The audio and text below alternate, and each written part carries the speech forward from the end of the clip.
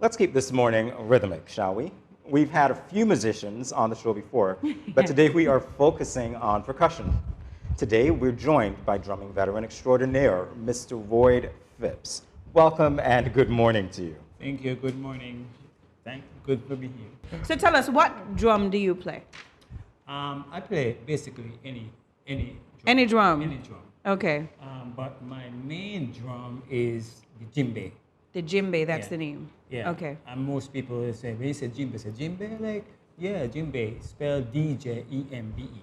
It's originally from West Africa. Oh, originally from West Africa. Okay, you got to explain that. That's why you feel the spirit when you're playing. Yeah. So you've got that originally from West Africa. Is that your way of connecting us with our roots through drum playing? Yeah, the drum itself, any drum connects you with your roots, really. But I specifically like the djembe because it have a specific sound and it speaks more to your feelings and to the different traditions of African traditions in them, like weddings, any parties or anything Celebrations. Like that. Yes, celebration, yes. So you host an annual event, drumming event called Heartbeat. Why do you think it's important for children to be exposed to something like this? All right, Heartbeat. When I joined the Department of Culture in 1999, I just didn't want to join the department and, just here doing anything like just going and teaching drumming. I wanted a platform for parents and drum lovers and drum enthusiasts to see what drum can do. And I went to I think it was the Minister of Culture at that time, Jacinth Martin, and I said, I wanted to do this program, and she said, I said, I don't have a name for it. Since I'm going to the school to teach, I want to do a drumming recital with students. And she said, give me 2 minutes. And she said, come. She said, I have a name. She said, Heartbeat. And I'm like, yeah, oh wow, because the drum is the heartbeat. Yes. So yeah, this is a perfect name. And from there, I started doing the recital with students in schools, in the different primary schools and high schools.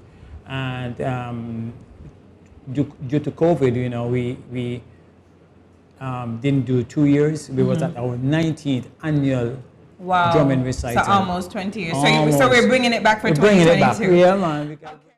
Right now, we're going to take a look at a video of you playing, Mr. Phipps. Take a look at that, everyone. Along the way, in this great future, you can't forget your past. So dry your tears, I say, and no man no cry. Say no man. Say no man no cry. That video is just breathtaking to me because when I picture you on the drum, I picture you on the drum alone, but I see now that it's an accompaniment to a song. I even heard you sing, I think. Yes. You have 2 instruments. I try. I try a little of singing, but my strong point is drumming. I really do try to stick to that. I want to ask you now about the prospects for mentorship. So you've been drumming in schools. You've seen a lot of students over 20 years, I'm sure, grow up. How many of them do you know of who have continued this art form? And what can you say to the rest of us who might be interested in learning? Well, what I would say that the program from its inception was a good program in the Department of Culture. Out of that, I've seen a lot of students who I taught.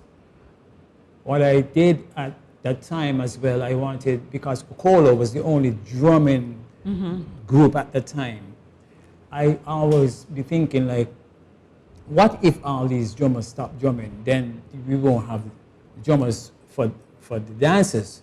So my thought was, when these kids are grown enough, are good enough to bring them over into Okolo so that it keep Okolo going on for a long time. Because we were not a group that, use recorded music. We do some dances, but our strong point was drums.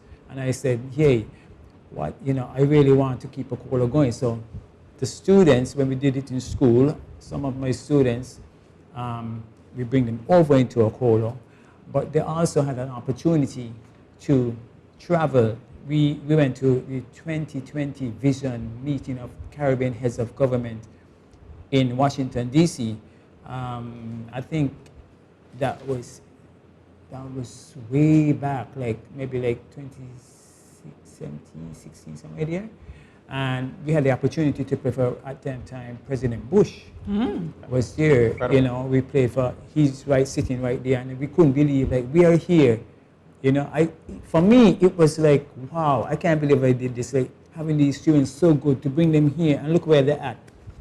We were chosen to perform with Rupi and David Rogers, and we perform in the Kennedy Center. Kennedy Center is a renowned performing arts center that only the best of the best performers do go there. Right. So it, for me, it was. I've seen it grown, and I also part of it was to change the perception of male dominance in drumming. So I always try to get in my classes female drummers, and we had some excellent female drummers, Adonis McSheen and some others. They were, really excellent drummers. So, and I just don't teach drumming. I think the discipline of drum, and also show them ways that drums music on the whole can make you a better person.